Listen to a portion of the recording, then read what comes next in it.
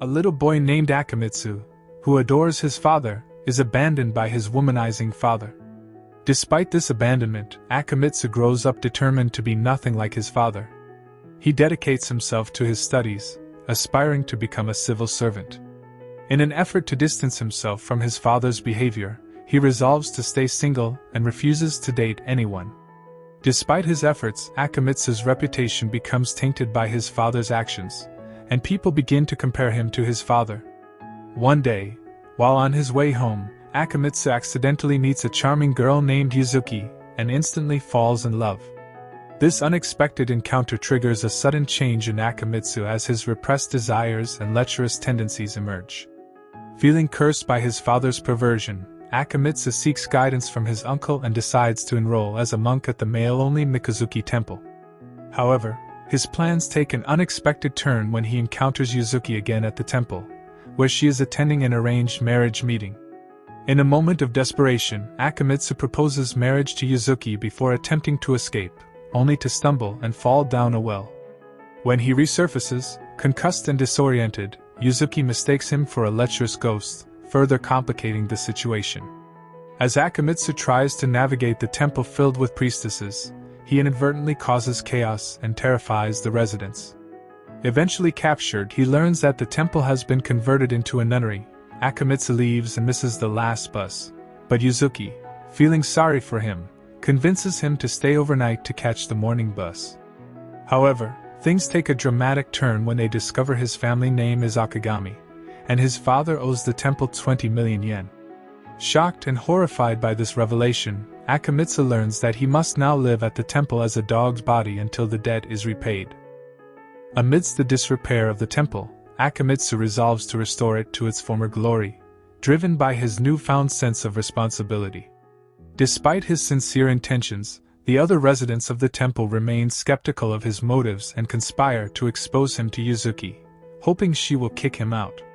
Tsukuyo, tasked with distracting Akemitsu, attempts to seduce him, but his determination to resist his lecherous tendencies allows him to complete his chores flawlessly. Undeterred, Tsukuyo resorts to more direct methods and ambushes him in the bath, but she panics at his nudity, and an accidental fall ends in them actually kissing, witnessed by Yuzuki. Yuzuki, feeling betrayed by Akemitsu's actions, asks him to leave, much to the delight of the other residents. Yuzuki starts avoiding Tsukuyo, though this turns out to be an embarrassment, as Yuzuki cannot stop lecherously thinking about Akemitsu's nude body. After deciding to turn himself in but failing to do so, Akemitsu returns to his apartment, only to discover that someone else has moved in. Akemitsu resigns himself to homelessness until Yuzuki tracks him down and clarifies her intentions, apologizing for the misunderstanding. Tsukuyo also apologizes, albeit adding to his debt for stealing her first kiss. However, Miya, furious at Akemitsu's return, confronts him, unable to tolerate the chaos he has brought into their temple. Courage offers a perspective, suggesting that lechery exists in all humans, even in revered figures like Buddha. This revelation leads to a humorous yet confrontational encounter between Akemitsu and Tsukuyo. As Miya challenges Akemitsu to a duel with a rather extreme penalty, their confrontation takes an unexpected turn when Miya's mischievous attendant, Kagura, intervenes, leading to a hilarious yet embarrassing mishap that causes Miya's breasts to fall into Akemitsu's hands during the duel. Overwhelmed by embarrassment, Miya faints, and Kagura imposes a penalty on her from her book of lewd penances. Amidst the chaos, Akemitsu seizes the opportunity to request the book from Miya as his penance, hoping it will aid him in repressing his lechery. However, Miya misinterprets his intentions, believing he desires something else entirely. When Miya mistakenly enters Akemitsu's room prepared for intimacy, only to be confronted with his true request for the book, the situation becomes even more awkward. Kagura traps them in a storeroom. Miya and Akemitsu have a heart-to-heart conversation, leading to a surprising revelation from Miya about her family's curse of lechery. Realizing their shared struggle, they agree to support each other in rejecting lust by adhering to the penances outlined in Kagura's book. Meanwhile, Yuzuki forgets about her rescheduled marriage meeting, jeopardizing the temple's future. In a rush to get her there on time, Akemitsu and Yuzuki find themselves unexpectedly trapped in the back of a truck. Determined to make it to the meeting, Yuzuki decides to use the temporary privacy to change into her yukata, inadvertently requiring Akemitsu's assistance. As they arrive at Rokoka Temple and meet Kijo, Akemitsu finds himself mistaken for a monk and ends up attending the meeting as the official matchmaker. During the meeting, Yuzuki confesses her true intentions to Kijo, admitting her initial plan to trick him into becoming her fiancé and head priest, only to break off the engagement once she qualified to replace him as head priestess. Despite Kijo's sympathy, he decides that Mikazuki Temple should close due to financial difficulties.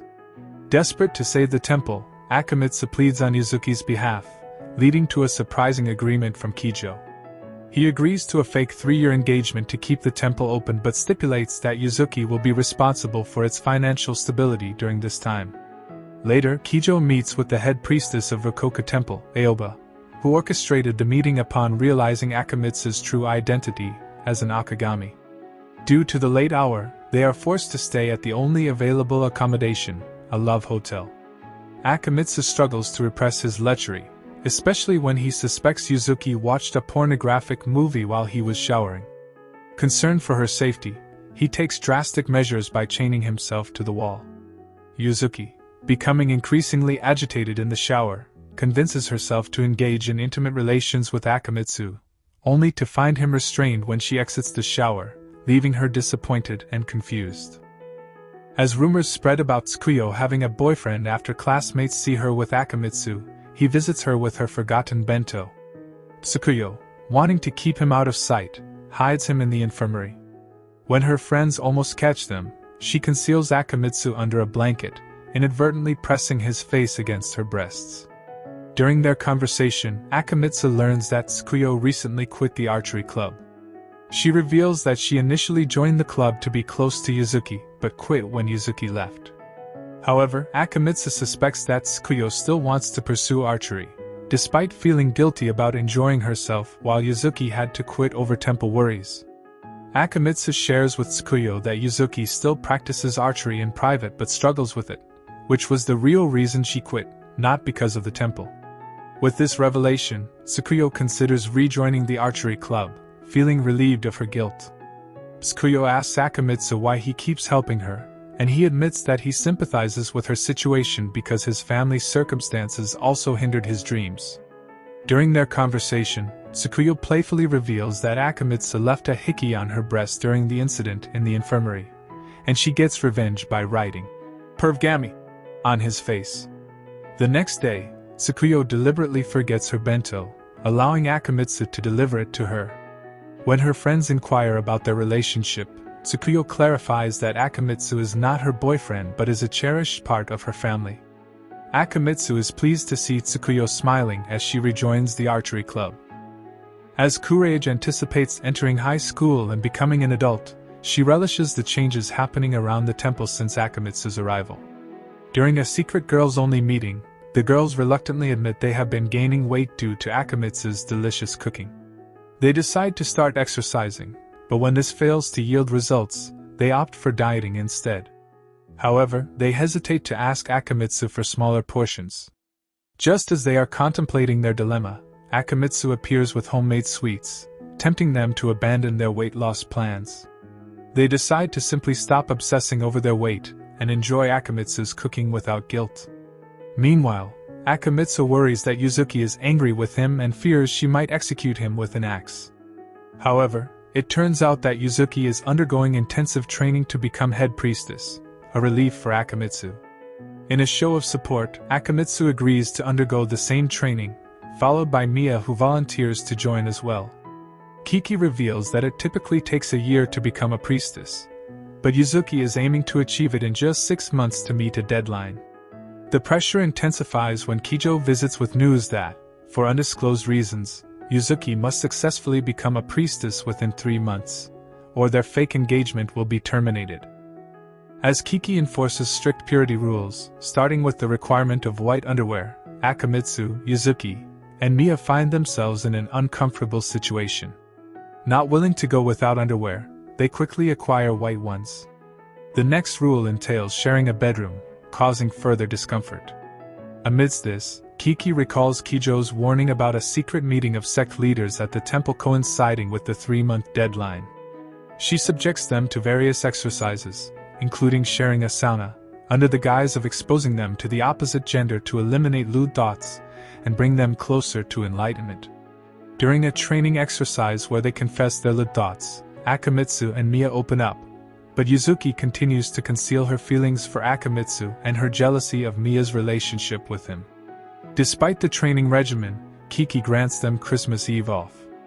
Yuzuki takes Akemitsu gift shopping to distract him, but they inadvertently give off the impression of being on a Christmas date, much to Yuzuki's chagrin.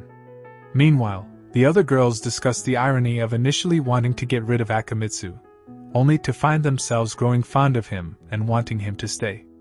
However, Kagura harbors secret intentions to deal with Akemitsu, viewing him as a nuisance. The girls' Christmas party takes an unexpected turn when the gift exchange yields lewd items such as a marriage license, nude photographs, and a vibrator. Kagura, however, opts for a more innocent gift: hot spring tickets for everyone. Amidst the revelry, Akemitsu and Yuzuki discover they've coincidentally bought each other prayer beads as personal gifts.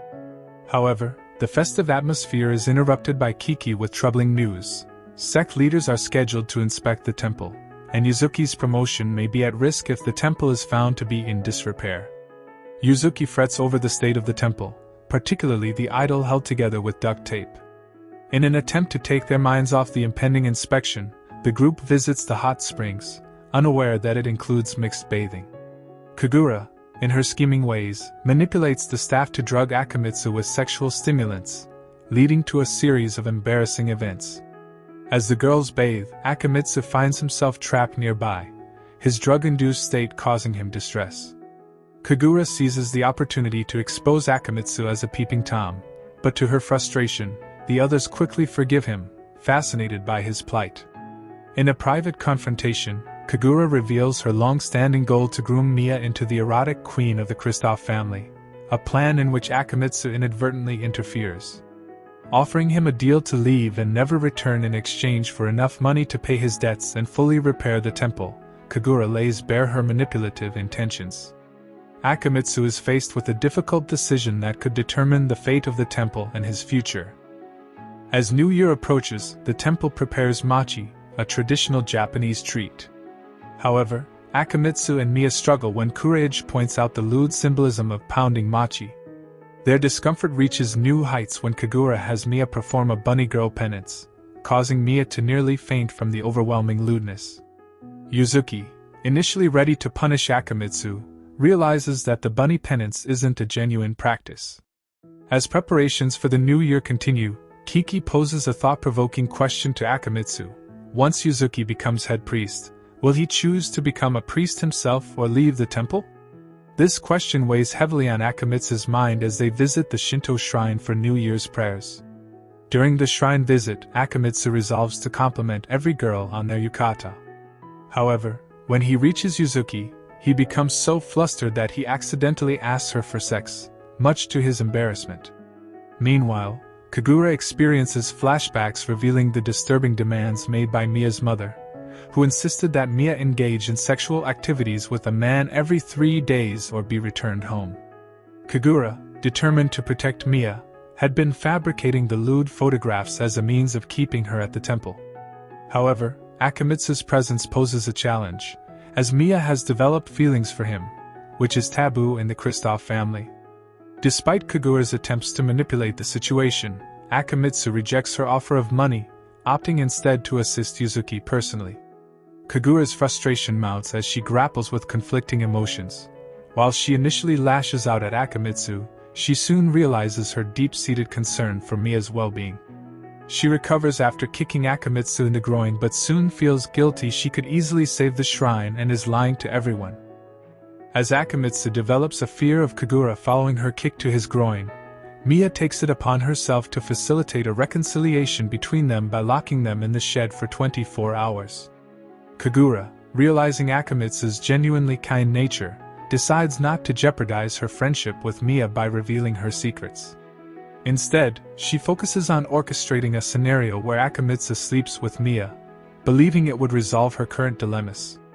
Meanwhile, Tsukuyo experiences a sex dream involving Akemitsu, but Kagura dissuades her by showing a misleading video of Akemitsu and Miya, convincing Tsukuyo that they are in a romantic relationship.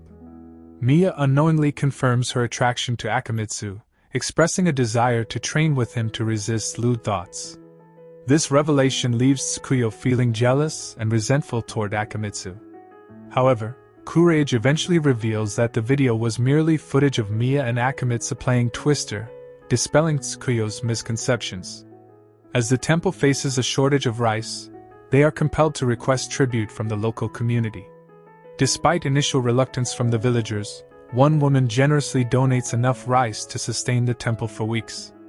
Reflecting on this act of kindness, Akemitsu becomes curious about why Yuzuki's mother, Tsukina, chose to leave the temple. This curiosity prompts him to delve deeper into the temple's history and Yuzuki's familial background, seeking to uncover the reasons behind Tsukina's departure. As the temple idol needs repair, Kiki takes the initiative to get it fixed, estimating a cost of 500,000 yen. Meanwhile, Akemitsu embarks on a search for part-time jobs to contribute to the temple's funds. However, lacking a phone of his own for potential employers to contact him, he borrows Yuzuki's phone but is taken aback when he sees her dressed in a maid costume. Yuzuki, on the other hand, plans to take on multiple jobs, including working as a cafe maid, to alleviate Akemitsu's need to work. Concerned about Yuzuki's well-being, Akemitsu protests against her decision to take on such a heavy workload, fearing it will exhaust her. In response, Yuzuki challenges him to find a way to make her sleep if he wants to use her phone, initiating with a relaxing massage. Despite his struggle to resist his own desires, Akemitsu proves to be remarkably skilled at giving massages. However, their session is interrupted by Tsukuyo, who overhears Yuzuki's moans and bursts in to intervene. Despite the interruption, Yuzuki remains adamant about keeping her phone. Frustrated, Akemitsu impulsively asks Tsukuyo out on a date without providing an explanation. Tsukuyo, envisioning dreams of marrying Akemitsu, eagerly accepts. However, their outing turns out to be a trip to buy a new phone for Akemitsu, as he intends to purchase it through a husband-slash-wife payment plan, inadvertently causing further misunderstandings. Feeling tired of the constant confusion and misinterpretations, Tsukuyo almost confesses her feelings to Akemitsu but decides to settle for asking for his new phone number instead. However, even this simple request leads to yet another misunderstanding, fueling Tsukuyo's vivid dreams of Akemitsu taking her virginity, and subsequently dumping her for another woman. Yuzuki finds herself considering apologizing to Akemitsu for her recent behavior but ends up fleeing when she sees him returning home with Tsukuyo, carrying Akemitsu's new phone. Meanwhile, Akemitsu contemplates apologizing as well, following Kiki's advice to remember what truly matters to him. Amidst this, a family of worshippers relocates their family grave to another temple, leaving Kiki dismayed when Yuzuki waives the fees without consulting her. In response, Kiki abruptly ends Yuzuki's training without providing an explanation. With her training halted and Akemitsu taking on most of the chores, Yuzuki finds herself with nothing to occupy her time and struggles to find employment. During a thunderstorm, Yuzuki goes missing, prompting Akemitsu to brave the rain to search for her. He eventually finds her under a bridge, feverish and delirious, where she recalls memories of her mother successfully managing the temple alone and fears she has failed in comparison. After nursing Yuzuki back to health, Akemitsu encourages her to stop shouldering everything alone and to accept help from others. Overhearing their conversation, everyone agrees to work together to support Mikazuki Temple. Realizing the importance of prioritizing the temple's well-being over personal pride, Kiki acknowledges Yuzuki's progress and decides to resume her training once she recovers from her fever. In the end, feeling relieved of the pressure to find a job, Yuzuki decides to focus on repairing the temple's idol by soliciting donations from worshippers, confident in the collective effort to keep Mikazuki Temple thriving. Thank you for watching. Don't forget to like, comment, and subscribe for more videos like this. If you have any suggestions or questions, feel free to leave a comment below. Until next time, take care.